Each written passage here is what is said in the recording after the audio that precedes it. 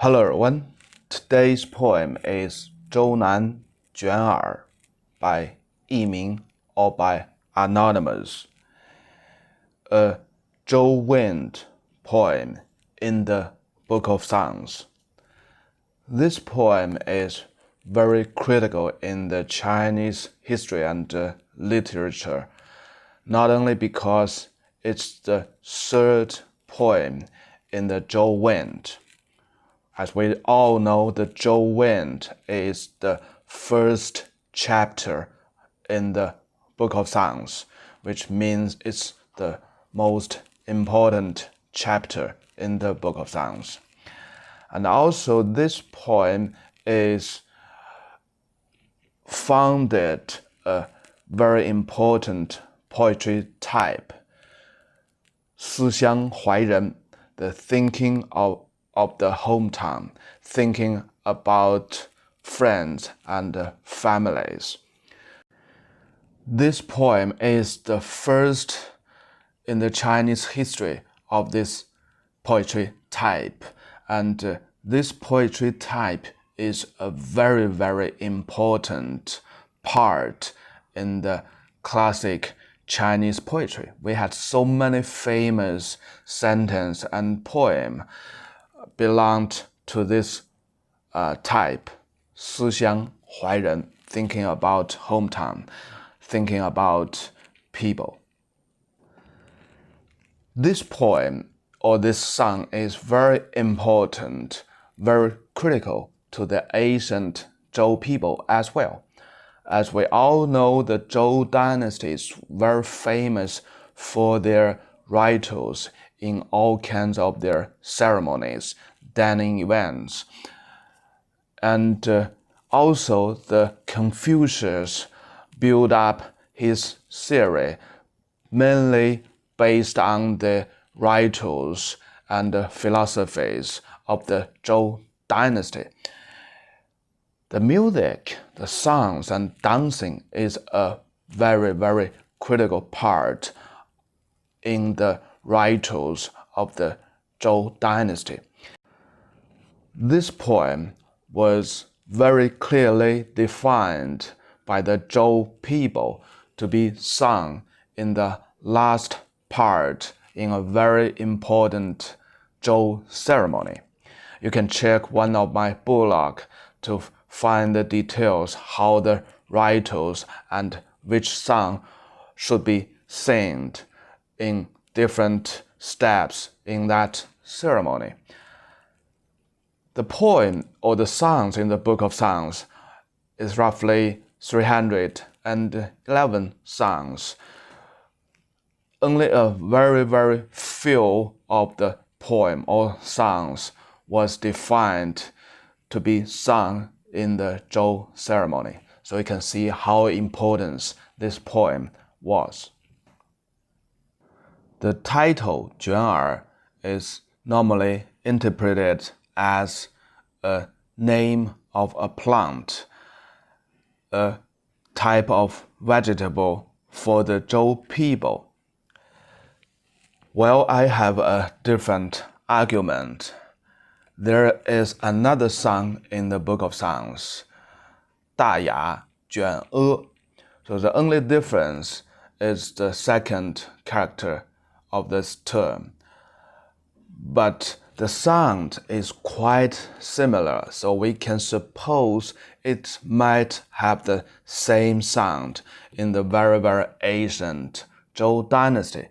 If that's the case, so these two terms is equivalent because the Zhou people, they treat the characters with same sound as the same character with same meanings. So this was so-called 假借 or borrowed characters.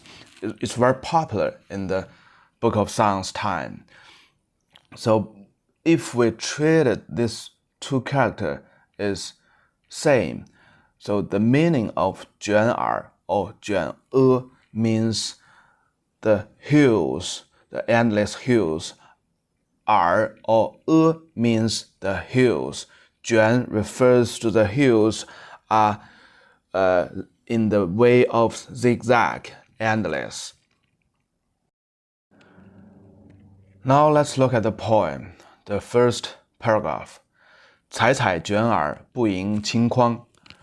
With the first interpretation of 卷耳, this sentence means the woman was collecting the vegetables in the wild, and the vegetable even cannot fill a shallow basket, which means she didn't pick up too much of the vegetables. 嗟我怀人，执笔周行. The woman signed and thinking about someone, and she put the shallow basket on the big main road. 嗟 means signing. 怀人 thinking about someone. So this term is also the type of poetry. 思乡怀人. This is the very original place that terms came from. 治 means place. 笔 the shallow basket. 周行 the main road of the Zhou dynasty. This is a very special term. It refers to the well-maintained, built big road connecting the capital to the frontier areas. The reason is not to transport the good, to build this big, wide main road. It's not for transporting the cargoes. It's only for the military purpose. Because the Zhou army, the main weapon of the Zhou army is chariot. So they should build and maintain a very, very good road to the frontier areas, which would let their army to get to the place, to the battlefield. So this Zhou Hang refers to those very big, wide roads connecting to the Zhou capital. So the first paragraph described a woman was collecting the vegetables in the wild, but she feels so sad, thinking about her husband, her sons maybe. She's thinking about someone, and he cannot continue her work collecting the vegetables to fill her shallow basket. She just sits at the main road of the Zhou dynasty and put the basket there, wondering. Above is the normal explanation of the first paragraph. With the second interpretation of the title, 卷阿, the first paragraph means the Zigzag Hills was prosperous with plants, animals, with flowers. 采采 describe the prosperous, very lively, wild landscape. 不盈顷筐, a woman was wandering on the prosperous hills. Her shallow basket was quite empty, without much of the collected veggies and fruits. She sighs and thinking about someone, maybe her husband, maybe her sons. And she put the shallow basket on the main road of the Zhou dynasty. So basically, with two different interpretations, the image and feelings didn't change too much, but the second explanations, from my understanding, was more appropriate to the reality of the Zhou dynasty, to the geographic landscape surrounding the Zhou place. first thing first, the women normally goes to the riverside or go to the small hills to collect fruits and veggies. So it's very, very normal, the first sentence describing the place where she was. And because she was on the hills, so the second, third, and fourth paragraph make sense because she was on a high place. She can look to the far distance and thought about someone in the far distance, her husband in the distance, or her sons in the distance.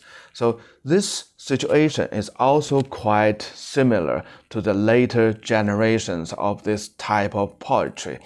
Most of those poetries, the situation is the poet climb up to a high place and looking into the distance or look to the moon, and then suddenly the poet has the feelings of thinking someone in the distance. On the other hand, the first interpretation of Juan has a very, very strong doubt, because in the classic literature, there's no other article or poems has ever used Cai Cai and Juan with such meanings. Now the second paragraph. 执笔崔嵬，我马挥颓。Now I climbed up that big, difficult mountain, and my horse was ill, cannot walk anymore. 崔嵬 means a difficult, high, big mountain. 挥颓 means the horse was ill. 我孤酌彼金雷，唯以不咏怀。For now, I just drink that metal cup of wine for the purpose not to think someone endlessly. 金 in the Zhou dynasty means metal. Most of time refers to bronze. Not as today, it only refers to gold. So 金雷 means the bronze wine cup. 咏 today's Chinese means endlessly, forever. And in this poem, it means for a quite long time. So the second paragraph, the atmosphere is quite different. The scene is more masculine. Can you feel that? Of course. Actually, it changed the venue, the person it described. It described the man the woman was thinking about. Could be her husband or could be her sons.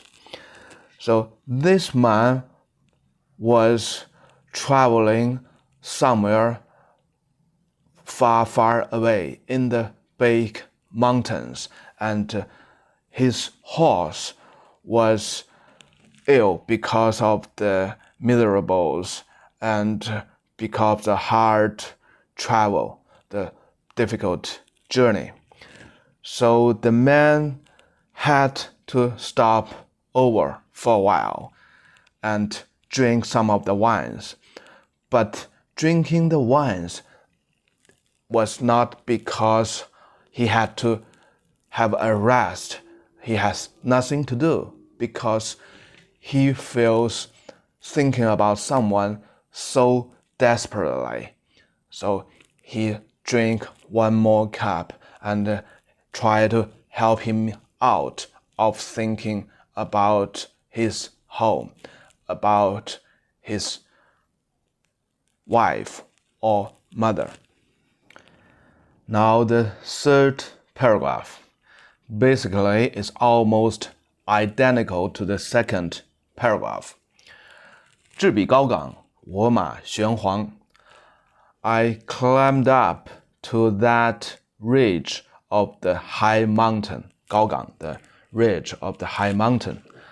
我马玄黄 My horse's color was in black and yellow. So the color of black and yellow reflect the horse was ill. 我孤酌彼四公，唯以不永伤。So for now, I just drink that cup of wine, only for the purpose not feel the sadness for a long time. So we can see the third paragraph was almost identical to the second paragraph, but was more sadly. In the second paragraph, he just said this man was thinking about someone for quite a long time. And now in the third paragraph, this man feels so sad for such a long time. So the third paragraph basically said the horse was ill because of the hard journey. The color of the horse turned to be black and yellow. And in the first place, originally the horse was a black horse. And he drank with a kind of vessel, a cup, 四公. So this is also made of the bronze.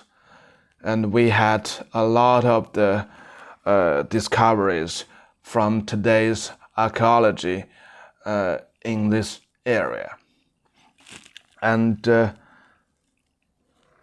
that's basically the second paragraph and third paragraph.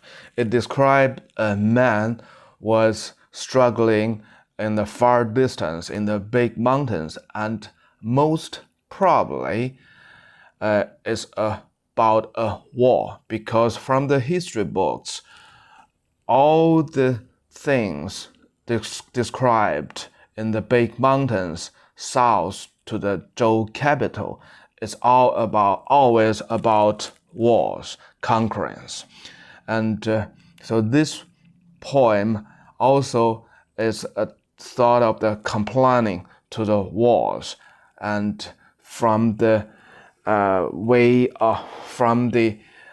surface, it's just thinking about hometown, thinking about family members. After reading the second and third paragraph, the first paragraph makes sense much more. So in the Zhou capital, or the places surround the Zhou capitals, is sort of the basin with a lot of the small hills. So the women climb up to that small hills. And when she was on that small hills, when she looked to the south, the woman would see the big mountains 20 kilometers south to where she was standing at. And that was the place her husband, her sons, was traveling into. And that's the place the Zhou people want to conquer. Now the fourth paragraph. 置彼居矣，我马图矣. So I climbed up to that dangerous cliff. My horse was so ill, and the horse cannot walk anymore. 我仆扑矣，云何须矣. My servant was so ill, and he cannot walk anymore. What's the use for signing and feel sad. 我仆已 Pu means the man is very ill and cannot walk anymore. 云何 means what to say what. 虚 means sign because of sadness. In the fourth paragraph, it's repeating the second and third paragraph at beginning, but the life is getting much harder. The horse was so ill and cannot walk anymore. The man's own life was seriously affected, but he didn't mention that directly. He just said, my servant was so ill and he cannot work. In the real sense, he just reflected his own life was seriously affected. But why he say the things this way? Because he was the noble person. He could be the generals of the army. Through the vessels, the wine cups he used, is all made of bronze, and he was on the horse. He was the nobles, the high-ranking officials. So he was with extremely self-respect. So he never mentioned about his own disasters or his own misfortunes. So he put it indirectly and says, my servant, he was in a disaster. He was so ill. And at last, 云何须矣? This was his own words. What's the use to feel sadness, to sigh over and over? In the second and third paragraph, he always feels the sadness. He's always thinking about his home and his family members. Why at the very end he gave up drinking wines, and he even said it's useless to feel sadness, to thinking about hometown, to think about the family members. Why? Because he was on his dead end. He was almost cannot continue his own living anymore. So that's the wonderful of the classic of Chinese poetry. If you just read the meaning from the surface, you can never get to the real situations. By now, we can know how wonderfully this poem, this song was written. In the first paragraph, the woman feels so sad. He cannot do her duties. She cannot lead a normal life because she's worrying. She's thinking about her husband or her sons in the battlefield, in the big mountains. And in the third and in the second paragraph, it changed the angle to the men in the battlefield, in the big mountains. They lead a very hard and miserable life. But he never mentioned that directly because he was noble. He was with very high pride. So he just mentioned, my horse was so ill and I drink wines. So just imagine what's happened in the big mountains with all those Zhou armies, those Zhou noble peoples. And in the fourth paragraph, the noble man with the most highest pride, he collapsed. Even such, if you don't read it very carefully, you cannot find this truth. He just mentioned, my horse collapsed, my servant collapsed, and I didn't drink wine anymore, and I even don't think about my hometown, my families anymore. What happened? Just think about that. This man collapsed, or he reached his own dead end, or he may reached his end of his life.